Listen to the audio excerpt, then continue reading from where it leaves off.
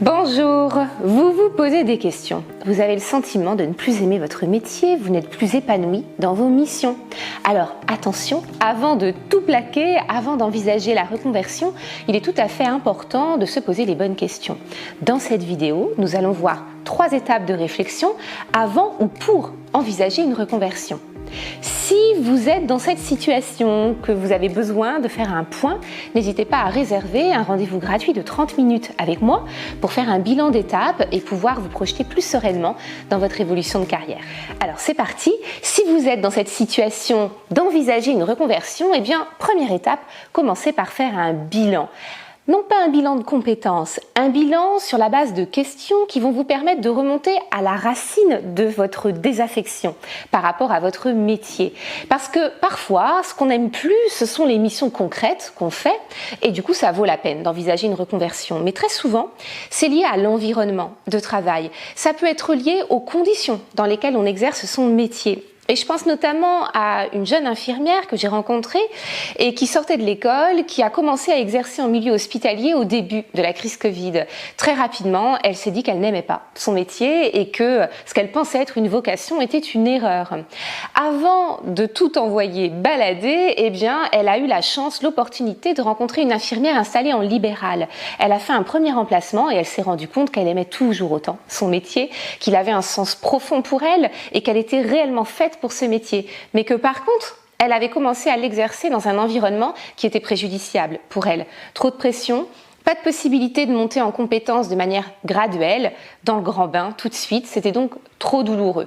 Il lui a fallu expérimenter une nouvelle manière de vivre son métier pour comprendre qu'elle était toujours autant passionnée. Inversement, je pense à un collègue que j'ai pu croiser en situation de consulting de formation, qui était comme moi installé en indépendant, mais qui vivait mal la solitude que ça peut impliquer, le besoin de s'auto-dynamiser, de trouver par soi-même des ressources pour se former, innover, rester dynamique donc. Et ce monsieur croyait qu'il n'aimait plus son métier de formateur. Or, en fait, la réalité, c'est qu'il avait besoin d'intégrer une plus grande structure, une structure tout court, de bénéficier d'un environnement enthousiasmant, collectif, d'être porté par des projets un peu plus globaux. Et c'était donc, là encore, non pas une crise de vocation, mais une crise liée à l'environnement au sein duquel il exerçait son métier. Donc, posez-vous de vraies questions. Si ça ne vient pas de votre environnement, de vos conditions de travail, si ça n'est pas lié à votre situation professionnelle, eh bien peut-être que c'est lié au métier lui-même. Et donc, deuxième étape de réflexion, posez-vous la question de la typologie de changement à laquelle vous vous destinez. On considère qu'il y a 2 types de changements. Le changement de type 1 qui s'exerce à l'intérieur de notre niche écologique. C'est un changement qui va nous bousculer, qui va nous sortir un petit peu de notre zone de confort, mais qui ne va pas profondément chambouler notre mode de vie. Donc là, on ne parle pas de reconversion. On parle changement de type 1, d'évolution par capillarité. Ce qui peut se faire en interne dans votre entreprise. Vous avez une baisse de motivation, vous n'êtes plus dynamisé par votre environnement métier. Eh bien, c'est l'occasion de voir s'il est possible de transférer vos compétences dans un autre service, d'évoluer vers d'autres missions, d'élargir votre champ d'action en prenant par exemple en charge une équipe, en faisant du management. Mais ça peut être aussi tout simplement de chercher à avoir plus de compétences ou une double expertise en vous formant par exemple, et donc en cherchant à faire une évolution de type transverse. Ça peut se faire à l'intérieur de votre entreprise et c'est souvent ce que je conseille aux personnes.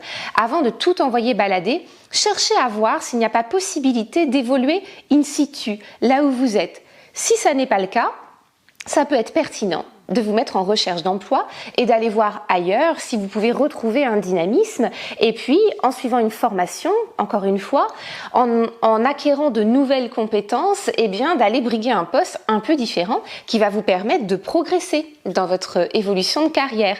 Donc c'est un changement de type 1, un changement par capillarité, un changement qui se fait dans la continuité, qui va forcément vous bousculer un peu mais qui ne va pas tout changer. Après ces 2 étapes de questionnement qui vous permettent de comprendre pourquoi vous avez envie de changer, de tenter un changement de type 1 qui est une prise de risque moindre, eh bien peut-être que vous réalisez qu'il est temps pour vous d'accomplir un grand saut évolutif, d'envisager une vraie révolution de carrière qui peut même vous mener à une profonde reconversion. Si c'est ce que vous envisagez, eh bien attention à suivre ces 3 conseils que je vais vous donner. Le premier conseil, c'est de sécuriser cette reconversion. Ça prend toujours du temps, ce changement de type 2, car si précédemment je vous parlais d'un changement de type 1 à l'intérieur de votre niche écologique, le changement de type 2 va réellement vous amener à la découverte d'un autre environnement professionnel, d'un autre écosystème au sein duquel vous pourrez probablement à terme vous épanouir, mais tout ça prend du temps. En moyenne, on est sur 18 mois, ça peut être un peu moins, mais ça peut être un peu plus. Donc la première des choses, c'est de sécuriser cette évolution, soit en négociant votre départ avec une rupture conventionnelle par exemple, soit, et c'est souvent ce que je conseille quand j'accompagne les personnes dès le début de leur carrière, en sécurisant financièrement, c'est-à-dire en commençant à mettre de côté dès le début de votre carrière un tout petit peu d'argent pour avoir à portée de main, rapidement, un matelas de sécurité financière qui va vous autoriser à faire ces virages professionnels. Au-delà de ces virages professionnels, c'est ce que j'appelle le coup de la liberté. Très souvent, les personnes n'osent pas dire non, n'osent pas s'affirmer, n'osent pas revendiquer au travail car elles ont cette peur de se retrouver démunies du jour au lendemain. Bon, déjà c'est un fantasme parce qu'il y a quand même le droit du travail qui protège un minimum les salariés. Mais si vous avez psychiquement cette possibilité, ce matelas financier qui est là pour vous rassurer, eh bien vous allez vous sentir plus fort pour dire non, pour revendiquer, ce qui peut vous permettre du coup d'accomplir les changements en interne, et puis si vous envisagez cette reconversion, de le faire avec plus de sérénité. Donc c'est vraiment la première étape. La seconde étape, c'est de prendre le temps, et donc elle découle de la première. Comme je vous l'ai dit, faire une vraie reconversion, accomplir un saut évolutif professionnel, ça peut prendre entre 18 mois, voire même 2 ans. C'est long, parce que ça vous demande un changement profond et il faut prendre le temps de ce changement. Sinon, vous allez faire un demi-virage. Vous allez faire des efforts, mais vous n'irez pas au bout de ce que vous avez envie de vivre et la satisfaction ne sera pas complète. Or, c'est important de fournir des efforts à la hauteur du bénéfice auquel vous aspirez. Donc prenez le temps de construire ce nouvel objectif professionnel. N'hésitez pas à oser des changements qui vont être radicaux. Et c'est mon troisième conseil. Si vous envisagez une vraie reconversion, si vous avez un profond besoin de saut évolutif professionnel, eh bien n'hésitez pas à rêver, n'hésitez pas à vous donner des objectifs qui au départ vont sembler inconsidérés. Il s'agit de déverrouiller vos aspirations professionnelles.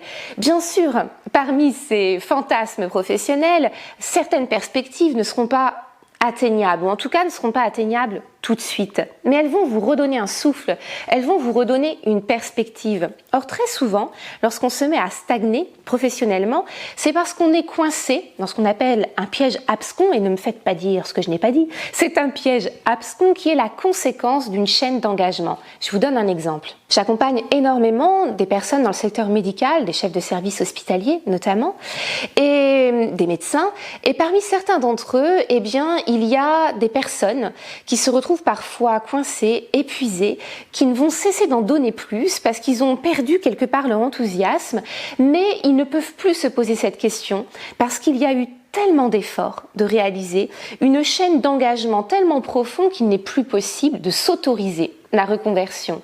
Lorsque vous avez fait 10 ans, 12 ans d'études épuisantes à base de sélections, que vous les avez réussies, ces sélections, qu'il y a eu un investissement financier qui est parfois collectif, c'est la famille qui vous a soutenu, que vous avez eu une succession de prises de poste qui là aussi vous ont demandé beaucoup de sacrifices par rapport à votre vie personnelle, eh bien vous arrivez à un moment de votre carrière où il vous semble impossible de faire un retour en arrière.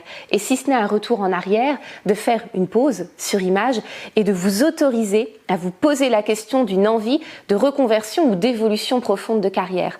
Or, très souvent, cette évolution, il ne s'agit pas de tout rejeter, de tout mettre de côté. Souvent, vous allez utiliser ce que vous avez capitalisé, mais vous allez l'utiliser ailleurs, de manière décadrée. Et pour s'autoriser à se décadrer, eh bien, il faut parfois déverrouiller des choses, renoncer à certains engagements qui ne vous appartiennent plus, qui appartiennent à ce moi professionnel d'il y a 10, 15, même parfois 20 ans.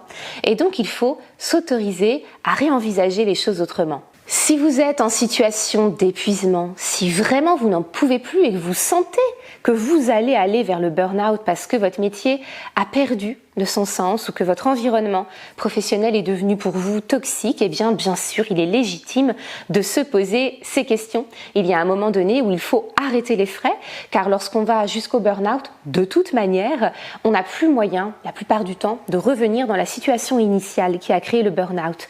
Et ce que j'ai pu constater, c'est que bien des personnes utilisent le burn-out pour s'autoriser à passer à une autre étape de leur carrière. Ça leur est tellement difficile de rompre certains engagements, de sortir de ce piège abscon, le piège abscon, ce qui est un terme que je viens d'utiliser, l'illustration que je peux donner, c'est quelqu'un qui est en train de jouer à un jeu d'argent, la fameuse machine à sous, et qui a déjà tellement investi qu'il est prêt à investir tout ce qui lui reste, à se mettre en risque, parce qu'il estime que ce qu'il a perdu avant est injustifiable et donc il est dans une course en avant, une course effrénée. Et bien des personnes qui font des burn-out se retrouvent dans cette situation. Et c'est quelque part la porte de sortie qu'ils se proposent. Alors vraiment, ce que je vous invite à faire, c'est d'arrêter avant, de trouver une porte de sortie qui ne vous amène pas à une telle dose de souffrance que peut représenter le burn-out. Donc pour terminer cette vidéo, ce que je voudrais vous dire, c'est que si votre métier ne vous plaît plus, il faut d'abord se poser les bonnes questions. Ensuite, s'autoriser à faire un changement de type 1 qui ne va pas forcément tout remettre en question de votre vie, de votre écosystème. Mais si c'est nécessaire, et surtout, avant de frôler le burn-out, autorisez-vous à accomplir ce saut évolutif professionnel dont vous avez besoin. Merci d'avoir regardé cette vidéo jusqu'au bout. J'espère qu'elle vous a été utile. S'il vous reste des questions, n'hésitez pas à les poser en commentaire. Je réponds à toutes les questions. Et puis, si vous avez envie d'aller plus loin, si vous avez envie qu'on échange sur faire un point d'étape par rapport à là où vous en êtes de votre vie professionnelle, eh bien, réservez un rendez-vous gratuit de 30 minutes. Je serai ravie de vous rencontrer. Likez cette vidéo si elle vous a plu. Abonnez-vous à ma chaîne YouTube pour continuer à recevoir tous mes conseils sur votre évolution de carrière. Et je vous dis à très bientôt dans d'autres vidéos.